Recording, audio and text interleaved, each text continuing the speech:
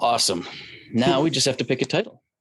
So I'll just go through them chronologically. Let me know which one hits you best. Mm-hmm. The great anecdote to that: we help anyone we can. Mm-hmm. There are happy moments even in the sad times. It's okay to be explorative. You may not be alone, or it's okay to have questions. I'd say either we're happy to help or it's okay to have questions. Does one hit you better than the other? Because they're both I think it's okay to have questions is probably. All right. Welcome to Season 6, Episode 42. It's okay to have questions.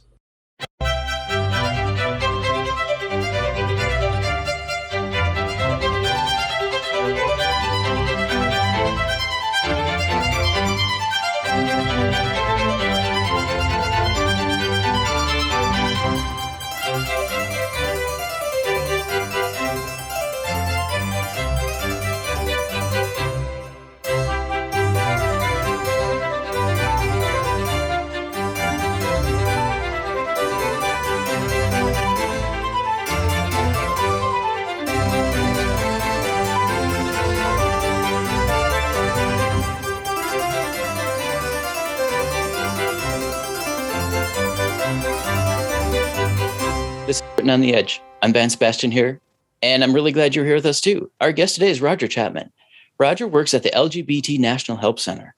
The Lesbian, Gay, Bisexual and Transgender National Help Center, founded in 1996, is a nonprofit, tax-exempt organization that provides vital peer support, community connections, and resource information to people with questions regarding sexual orientation and/or gender identity. Utilizing a diverse group of LGBT volunteers, they operate 3 national hotlines: the LGBT National Hotline, the LGBT National Youth Talkline, and the LGBT National Senior Hotline, as well as private volunteer one-to-one online chat that helps both youth and adults with coming out issues, safer sex information, school bullying, family concerns, relationship problems, and a whole lot more. Roger, welcome to the show. Well, wow, you just gave a great summary. Thank you for having me. Hey, I stole it right from your website, so... I mean, that's fair. Our beautiful, slightly dated-looking website. Hey, it's a testament to 1996. Don't knock it. It is. It's part of our whole charm. We built a lot of our systems online before there were really easy to access web platforms, and so we've tried to make that shift, but just some of our back end things don't play nice with Squarespace or newer services. Sure. All right.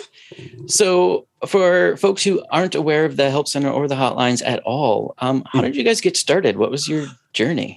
So the official hotline, as you mentioned, started in 1996. That's the national hotline. And we were an outgrowth of the New York LGBT switchboard, which was something that was started about 50 years ago, or just short of 50 years ago. And the great anecdote of that is that the very first office for the LGBT switchboard was essentially a broom closet at the Man Country Bathhouse in New York City in pre-AIDS era New York. So the very first round of volunteers would get a free pass to the bathhouse in exchange for doing a shift at the LGBT switchboard of New York. Okay, that's kind of awesome. Yeah. So we soon moved after to a real office with real phone lines, and the service grew and expanded and all this. But it was definitely a very DIY from the very beginning, and has kept that kind of small spirit. We would love to be a bigger operation in certain ways, but we've kept that DIY aesthetic to our core. Nothing wrong with that. I mean, it's certainly authentic. Mm-hmm. Do you have any challenges or triumphs along the way you can share? Yeah, absolutely. We are again, as I mentioned, we're very DIY, but we also are constantly striving to offer the most services to as many people as we can. So, that's why we started the national hotline in 96. That's why we started online chats, because we knew that was a medium we wanted to get into. And we also maintain a database of thousands of LGBT resources that we've been slowly building up. And these resources are mostly national in the US, but there are international resources as well. And, the very first day we opened up our online chat, one of the first chats that came through within a few hours of opening was from Iran.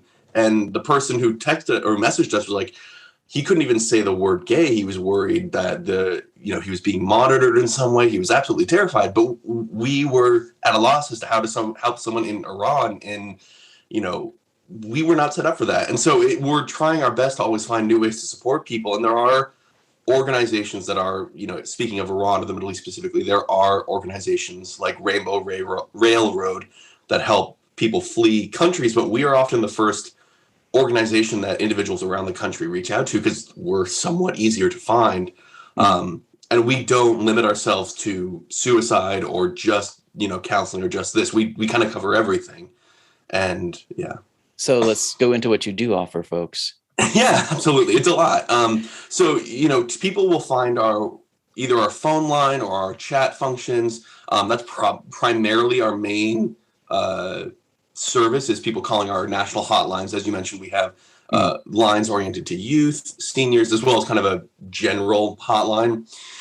And, we will talk to them about darn near anything as long as it's, relatively appropriate. We make it very clear that our volunteers are not lawyers and we're not doctors. So we will do our best to answer basic questions about safer sex or a limited amount of advice of like, well, if you're in this situation legally, you may or may not be able to do this. If a kid is in a problematic situation, we're not going to say, oh, it's all going to be fine. Where it's like, well, things change when you're 18, but if you're under 18, that affects things. So we do our best to help them however we can. And also we just provide emotional counseling. That's our real strong suit. So we will do things like, I've talked to kids about coming out. I've talked to middle-aged men about how to, deal with their internal feelings about who they are and their identity. I've talked with, elderly individuals about, gender identity at late stages in life. So you talk to folks about all sorts of issues. Right. And with the database you mentioned, you can also point them in the right direction for more Yeah, help? absolutely. And it's a database that we use. It's set up that basically we search for resources based on zip code. So we can't always find people the exact thing they need right in their backyard, but we make a point of trying to find something close. So, just for an example, the last time I was volunteering, we had someone call in and they said, oh, I'm looking for a therapist in my neighborhood. And I said, well, we don't have any therapists in our area or in your area that are listed in our database, but here's a local LGBTQ community center. And so, we can say, look, we don't have the exact resource, but someone in your neighborhood, the community center is going to probably know a local doctor. So even if we're not, the final step, we can help point people in the right direction to get the answers they need. It's actually kind of cool that you mentioned that you're the first step. Yeah, I mean, exactly. That's huge for everybody's story. They got to start somewhere. Absolutely. And we're also, we make a point of being non-mandatory reporters. That's something that we think is best to let people stay truly anonymous if they ask us to contact with some sort of government support agency, like a child protective services thing or whatever, we can give them that information, but it is not something we do by default. We believe that sometimes contacting government services to help an LGBTQ person does not always mean that's the best answer, depending on the situation. The situation and the location. Yeah, very much so. All right. So, my next question is really broad, and I understand that, but who do you help? Darn near everyone, it seems, who calls us as best we can. I say darn near everyone because we do get prank callers, we do get terrorist threats, we do get threats of violence to our volunteers all the time. I've received multiple death threats while on lines over the time, but those are the people we're not aiming to help because we can't help them act out those issues. But we help anyone who we can in whatever capacity that we can. And so what that help looks like really varies from call to call. Sometimes it's as simple as, hey, where's a therapist I can go to talk to? But other times, we do have people who call who are suicidal and, on the proverbial edge. I have tried to talk people back from the edge, and, you never really know with those really heavier calls where things end up. And sometimes there's not a lot of options. I've had online chats with suicidal individuals in other countries where the region culture is very homophobic and not supportive. And it's one of those where it's like, look, I believe in your ability and you should exist. You shouldn't kill yourself. But if you're in a certain part of the world, like North Africa, certain parts of Latin America, it's hard to say, oh, it's fine. There is the it gets better attitude that we see here in the United States. And in the US, if you move to certain parts of the country, it definitely will improve. But in certain parts of the world, that's not an easy option. So, I personally don't adhere to the "it gets better, always guaranteed" sort of mantra. I believe things can change, and I try to help, people in really dark places understand that if you're in a difficult situation, things can potentially change. But I make a point of saying, we're not guaranteeing it's going to get better. It's just going to be different. Right. Can you share, obviously confidentiality is paramount, but can you share some of the stories, both success and unknown? I mean, some of the stories of success you said? Yeah. And as well as the unknowns. I mean, it's not all dark and despair. I know we occasionally get follow-up messages from people who we are the first individual someone comes out to, because we're completely anonymous. So sometimes people will say, I'm having these feelings. What does that mean? I think I'm this. And we are there to be as supportive as we can. And we help people realize that. And so, sometimes months or years later, we might get a follow-up email from someone saying, "Oh my goodness, you were the first person that we could talk to. This was so great." I think one of my favorite memories ever was there was a man called in the Midwest United States, and he was basically married with kids, but realized he wasn't really as straight as that whole lifestyle depicts. And so he and I were talking about different things and issues, and how he could potentially come out or be true to himself, etc. But I still remember that his number one concern, as he put it, it was not, "Oh, can I keep my job? Can I live in the same home? Can I go to even the same church?" His number one concern was, "Can I still be a hero to my kids?" Like, that is what he wanted. And I was like, "Oh, sir, you're already in the right place mentally. That is exactly where you'd want to be." Right. So there are happy moments, even in the sad times, and you kind of see the best of humanity sometimes. But, it's a mix. We're there for people who need support, and we are sometimes able to give it, and sometimes not as much as we'd like to. So what would you say to someone who's questioning whether they should even make that first call? I think that, if someone's questioning, it's worth making that call just to bounce it off your feelings and opinions off a supportive, affirming, non-judgmental, anonymous voice. We've had people call and, they'd be like, "Oh, I enjoy a certain sexual act. Does that make me gay?" And I'll be like, "No, you're just having a fun time, and there's nothing wrong with enjoying sex as you want." But sometimes people just aren't sure, because there's these certain stigmas around what does it mean to be gay or bi, and what does that all mean? We have had kids call in occasionally who will say, "Oh, I realized I'm gay. When do I get HIV?" And we're like, "Whoa, no. That's not the standard operating procedure." But it's a certain amount of ignorance that exists where people don't always know what they're getting into, as it were. And so sometimes we're just answering simple questions to help people understand what their identity is, because there's certain stigmas in society that people are wrapped up in, and we're just trying to break some of those stereotypes a little bit.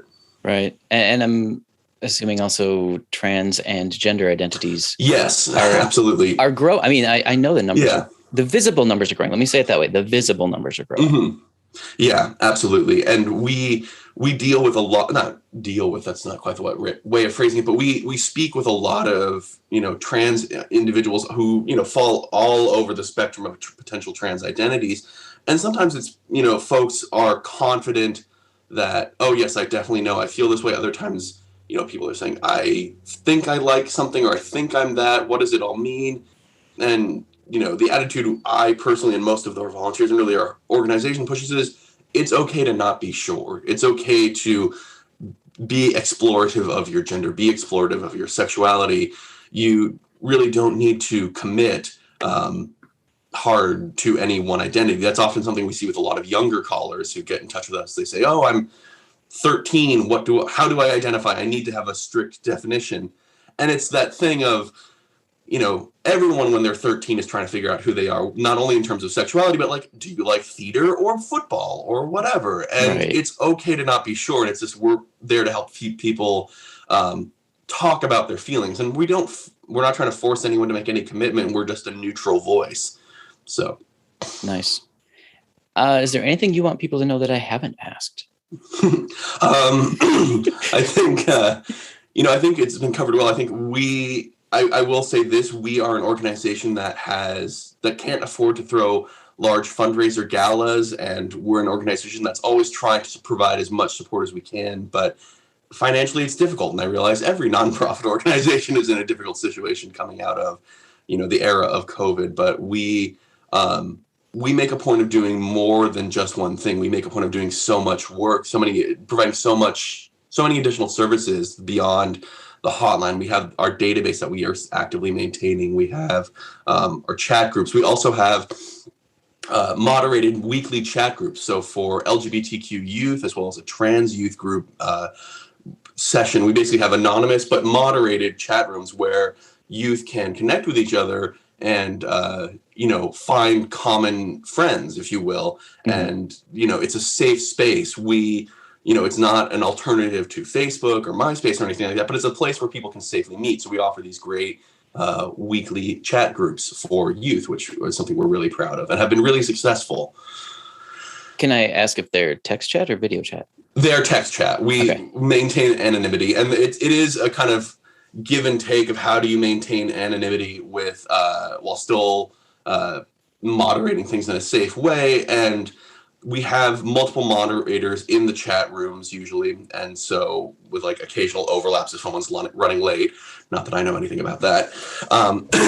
So there is always someone there to keep the conversation appropriate. Even if potentially someone is being disingenuous about who they are, our moderators can usually spot, oh, okay, you're changing your stories, or you're telling a story that's not realistic, or you're being inappropriate or whatnot. We also make sure that youth aren't sharing out their social media accounts openly in the chat. We're trying to, maintain that separation. It's fine if they want to become friends, but that's not, and like follow each other on social media, but we're not trying to be a place where someone in an anonymous setting can find your personal information.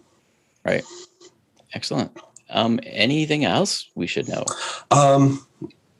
Not at this time. I mean, it's a service we're really proud to be offering, and I'm glad I've been with the org now for 4 years. I started out as a volunteer, and I'm now a member of the board. And it's a really wonderful organization. And to those who hear this podcast, I'd say, if you have a question or just want a second opinion in an anonymous, safe way, we're happy to offer that. We are not a 24-hour hotline, I will admit that, but we do our best to offer services as best as we can. And we are also always looking for volunteers. Folks are welcome to look up our website, lgbthotline.org. And, we have ways to sign up to be a volunteer if that's something you might be interested in. Do volunteers have to be in New York?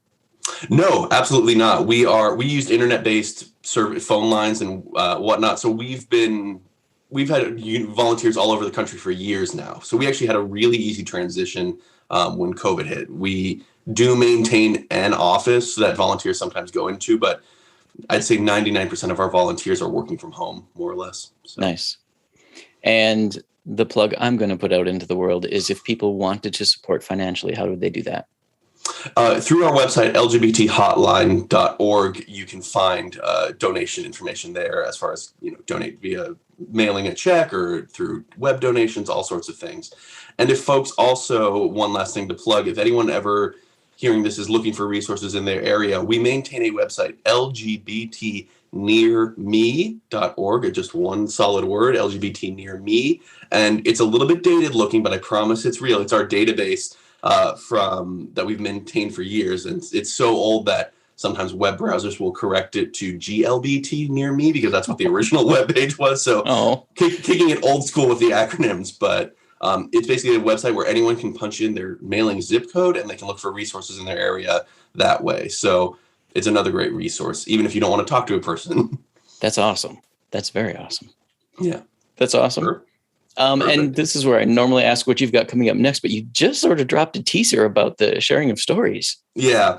And we don't really have anything concrete set in stone of like, we are definitely doing this and it will drop on this date. But, following our social media profiles like LGBT National Hotline on Instagram, that's LGBT_National _hotline on Instagram. You will be posting about stories and new things we're doing and new projects we're working on there, most likely, as well as our Facebook page and through our website. Nice. Are those the 3 best places to follow you? Yeah, our Instagram is probably our most active hip hop social media, if you will. We are not on TikTok yet. We're not quite that hip, but we do have a Facebook page. We do have Instagram. We do have a website, but Instagram and our website are probably the most up to date. Facebook is updated fairly regularly as well, but Instagram we try to be the most active on. Kind of hit that peak millennial, app usage. Yep. All right. Any final words of wisdom? I would say to anyone who's not sure of themselves or not sure about something in their lives, it's okay to be unsure. You don't have to commit to having a definitive answer about anything in life. It's okay to change. It's okay to ask. And it's okay to reach out for support. And if you do, we are happy to do our best to support you however we can at the hotline and the National Help Center. That's awesome. All right, folks, this was Written on the Edge. The Rote Podcast is produced by Rogue Ravens Media. For our disclaimers, links to social media, our listen stations, or to sign up as a guest, visit www.rotepodcast.com. We'd like to extend a huge thank you to Roger for being with us today. Thank you, Roger, so much. Thank you for having me. Now, if you're listening and have questions, call the helpline or contact the center through one of the chats. And if you're comfortable but believe in their mission, hit the website and donate. Thank you very much, everybody. Bye-bye. Thank you.